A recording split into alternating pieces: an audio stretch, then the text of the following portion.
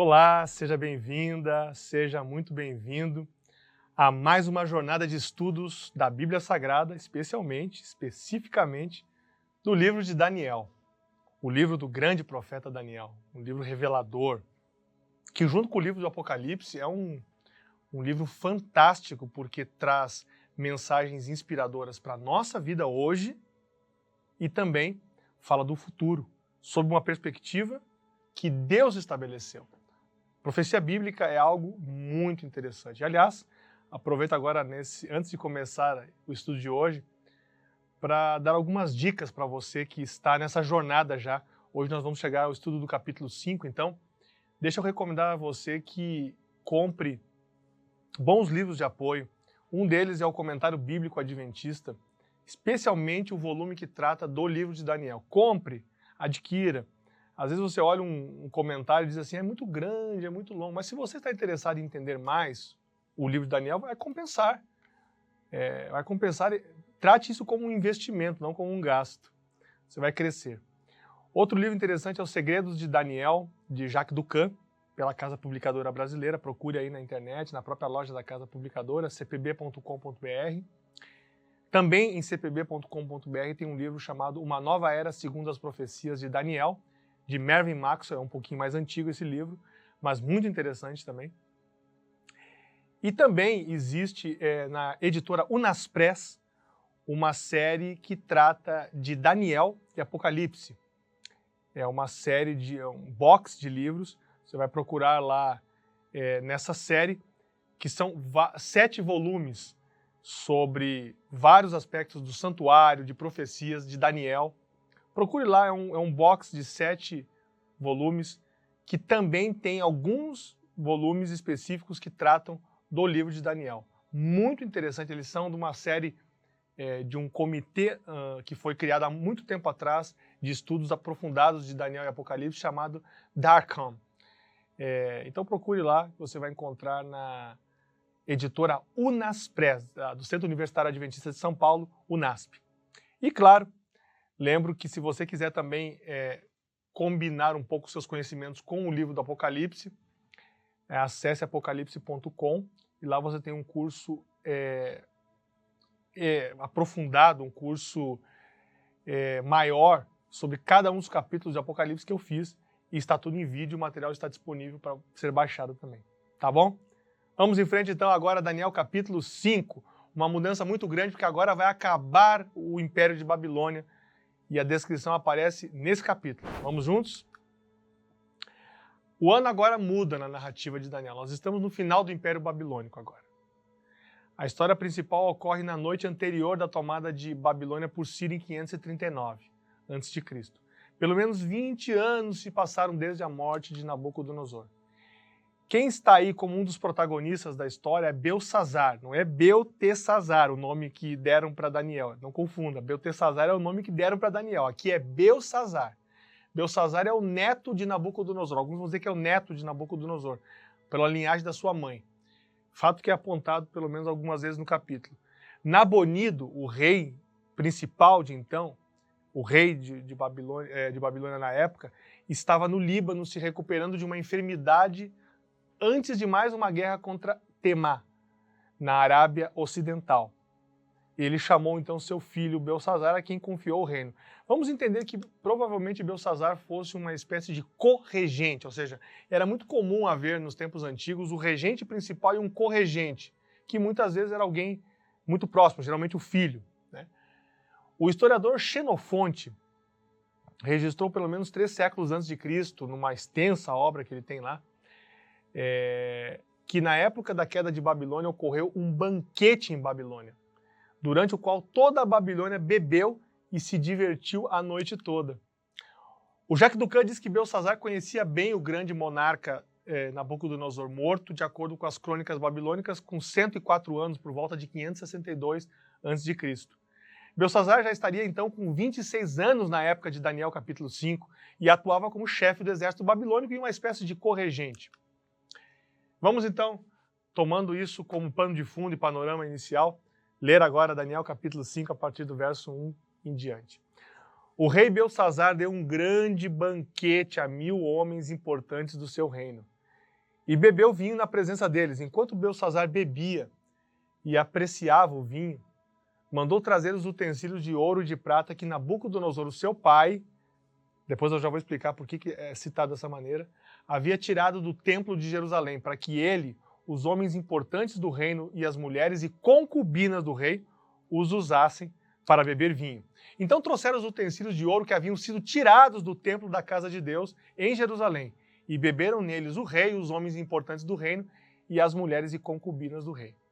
Beberam o vinho e deram louvores aos deuses de ouro, de prata, de bronze, de ferro, de madeira e de pedra. Sobre esse último banquete, agora fazendo um comentário, e a embriaguez da corte babilônica, vale a pena ler o que diz o texto de Jeremias 51:39. Deixe-me ler esse texto. Estando eles esganados, preparei um banquete para eles. Eu os deixarei embriagados, para que se alegrem e durmam sono eterno e não acordem, diz o Senhor. Jeremias 51:39. Forte, né? Os utensílios que eles estavam usando ali eram todos roubados do templo, saqueados do templo. Em 3 ocasiões, a profanação dos objetos de culto a Deus é vista por alguns comentaristas como uma forma de provação direta a Deus. Porque eles estão fazendo uma festa, uma orgia, estão bebendo vinho nesses utensílios do templo, e vocês viram que havia orgia, assim, porque havia várias concubinas, era uma festa bastante promíscua, provavelmente, né?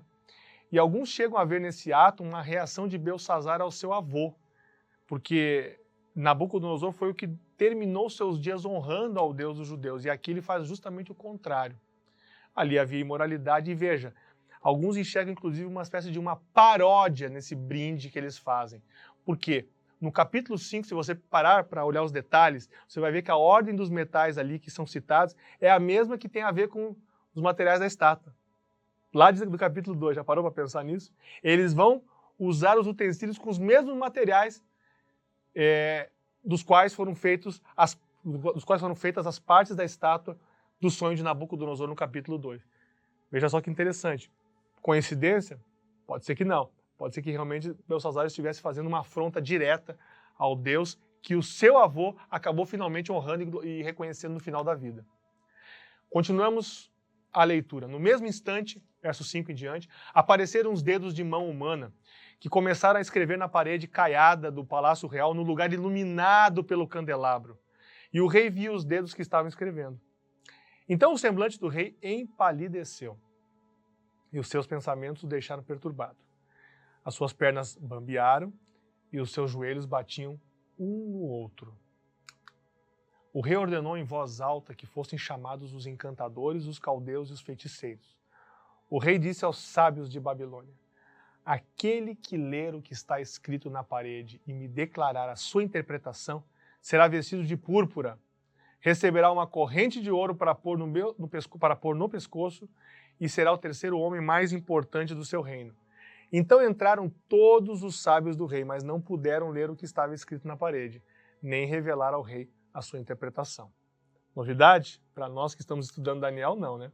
Que os sábios não conseguiram decodificar a mensagem.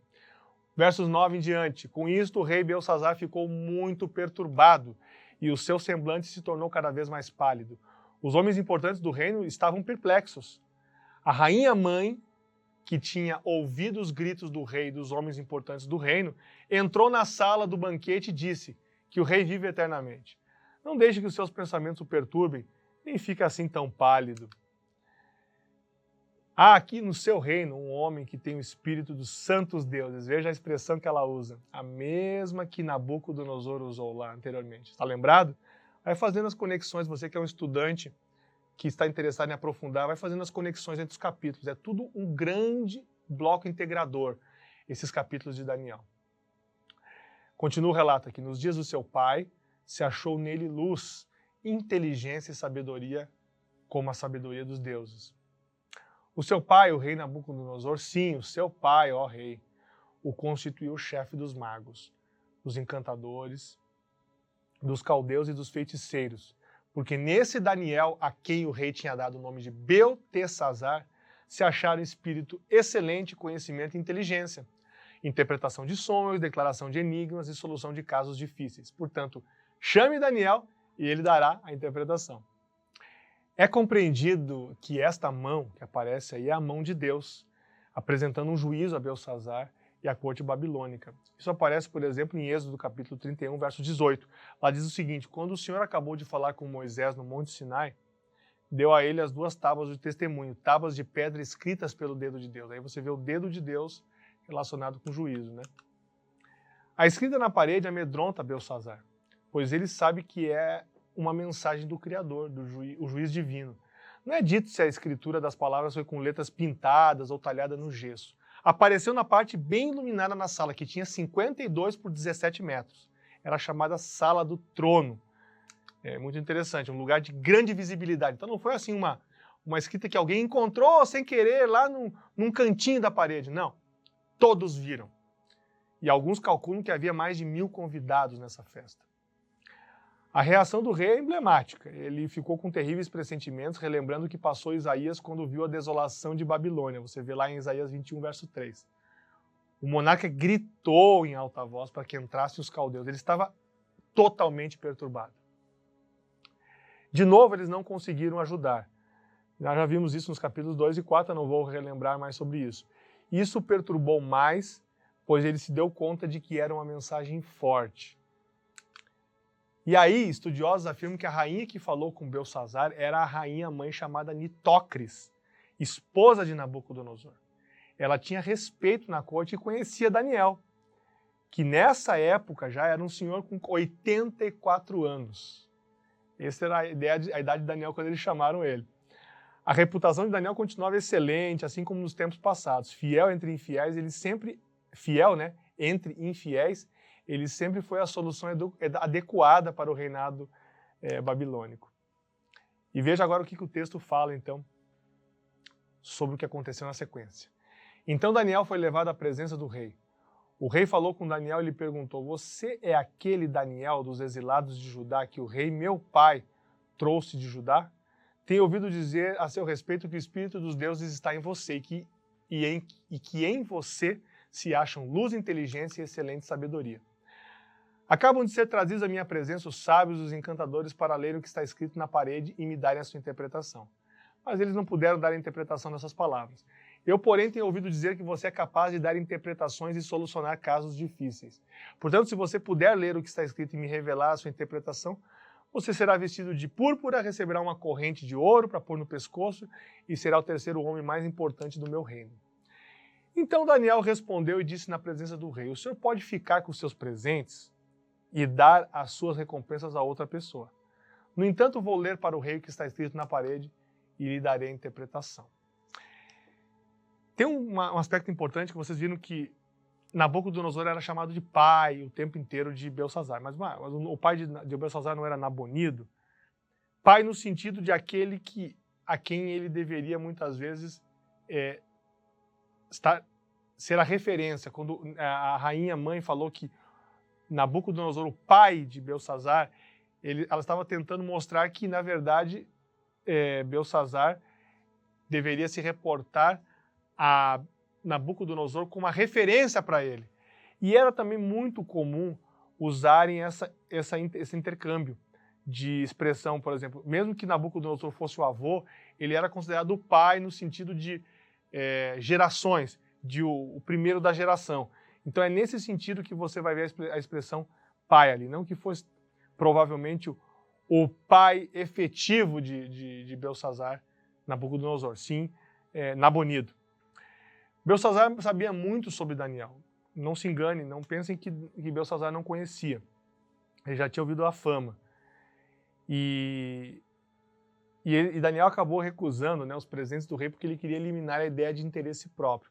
Ou porque ele simplesmente tinha convicção de que o reino estava no fim também, E não teria qualquer razão de aceitar presentes nessa altura da vida dele e do reino. Verso 18 em diante: o rei, ó rei, o Deus Altíssimo deu o reino a Nabucodonosor, seu pai. Veja que também a referência é feita por Daniel, bem como grandeza, glória e majestade. Por causa da grandeza que lhe deu, pessoas de todos os povos, nações e línguas tremiam e temiam diante dele. Matava quem queria e a quem queria deixava com vida. exaltava uns e humilhava outros. Mas quando o coração dele se elevou e o seu espírito se tornou orgulhoso e arrogante, foi derrubado do seu trono real e perdeu toda a sua glória. Ele foi expulso do meio dos filhos dos homens e o seu coração foi feito semelhante ao dos animais. Passou a morar com os jumentos selvagens. Comia capim como os bois e o seu corpo foi molhado pelo orvalho do céu, até que reconheceu que Deus, o Altíssimo, tem domínio sobre os reinos do mundo e os dá a quem ele quer. Aí, Daniel faz uma retrospectiva da vida e da conduta de Nabucodonosor, e para então entrar diretamente numa fala direcionada a Belsassar. Verso 22 agora. E o senhor rei Belsassar, que é filho de Nabucodonosor, não humilhou o seu coração, mesmo sabendo de tudo isso. Pelo contrário, se levantou contra o Senhor do céu, mandando trazer os utensílios do templo dele para que o Senhor, ó rei, e as suas mulheres e concubinas, juntamente com os homens importantes do rei, bebessem vinho neles. Além disso, o Senhor deu louvores aos deuses de prata, de ouro, de bronze, de ferro, de madeira e de pedra, que não veem, não ouvem e não sabem nada. Mas o Senhor não deu glória a Deus, em cuja mão estão a sua vida e todos os seus caminhos. Um sermão forte, né? Daniel faz um primeiro sermão introdutório para daí dar a interpretação, porque ele já tinha uma certa autoridade no reino, 84 anos de vida, e ele falou algumas verdades para esse jovem que não tinha nem chegado aos 30 anos e era um corregente ali na Babilônia. Verso 24, é por isso que ele enviou aquela mão que escreveu na parede. E o que está escrito é isto: Mene, Mene, Tekel, Parsim. Esta é a interpretação daquilo. Mene, Deus contou os dias do seu reinado, ó rei, e pôs um fim nele. Tekel, você foi pesado na balança e achado em falta. Pérez, o seu reino foi dividido e entregue aos medos e aos persas. Mensagem fortíssima que Belsassar recebeu. Fortíssima e contundente. Daniel condena de forma aberta o orgulho e a blasfêmia do rei e tenta relembrar o monarca de como ele agia diferentemente do Nabucodonosor, que se humilhou perante o Senhor. O Zdravko Stefanovic diz que Nabucodonosor e Belsassar tiveram uma série de coisas em comum, começando com orgulho, mas o filho, ou neto, tinha falhado em aprender lições de humildade diante de Deus da história de vida do pai. E a mensagem na parede? A mensagem em aramaico dizia Mene, Mene, Tekel, Parsim, ou Pérez no singular em vez de Parsim. Os estudiosos dizem que originalmente não há vogais aí. E provavelmente nem separação das palavras. Imagina um monte de palavras juntas e sem vogal. É isso que, na verdade, eles viram na parede. O que torna difícil para as mentes ocidentais como as nossas compreenderem isso. O Jacques Ducan chega a dizer que seria uma coisa como CTD, CPD, SPDD, VDD. É mais ou menos isso que eles viram na parede. Uma mensagem assim. Mas vamos ao que estava por trás dessa mensagem. Tudo indica que se tratasse de medidas de peso. Mene, 600 gramas, Tekel, 10 gramas e Parsim, algo como 300 gramas. Era uma linguagem comercial, o que facilitou para Belsassar depois compreender o sentido quando foram abertos os olhos dele para isso. O Ducan diz que a mensagem divina compara Belsassar com a mercadoria que é determinada, isto é, que está para ser liquidada. O destino do rei o aguarda.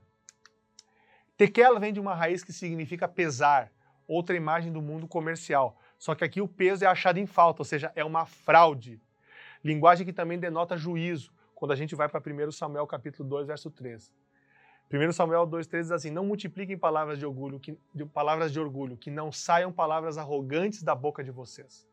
Porque o Senhor é o Deus da sabedoria e Ele pesa na sua balança todos os feitos das pessoas. Então veja que aí há uma comparação entre peso na balança e juízo. Muito interessante. Já ficou a dica para Belsassar de que ele estava diante de uma advertência de juízo. Parsim, ou no plural, ou seja, pedaços, vem de uma palavra significando desintegrar ou despedaçar. A mensagem divina compara Belsassar à mercadoria que se torna presa de estranhos e se rasga em pedaços. Por fim, a ideia das palavras de modo mais simples é Mene, contado, Tekel, pesado, e Parsim ou Pérez, dividido. Contado, pesado, dividido. É essa a mensagem que eles viram.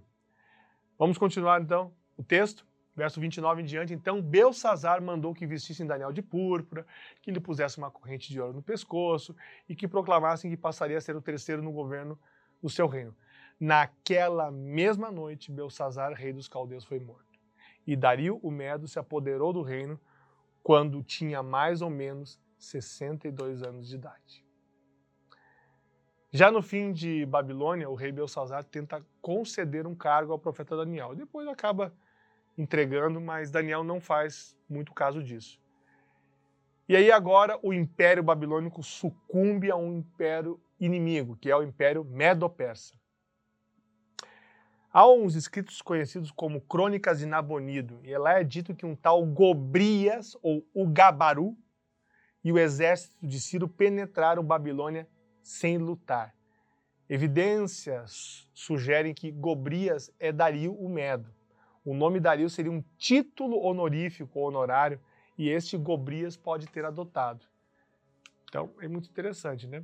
E as crônicas antigas dizem que esse Gobrias morreu 1 ano e 3 semanas depois da conquista de Babilônia. Isso explica porque Ciro não assumiu o título de rei de Babilônia até 1 ano depois.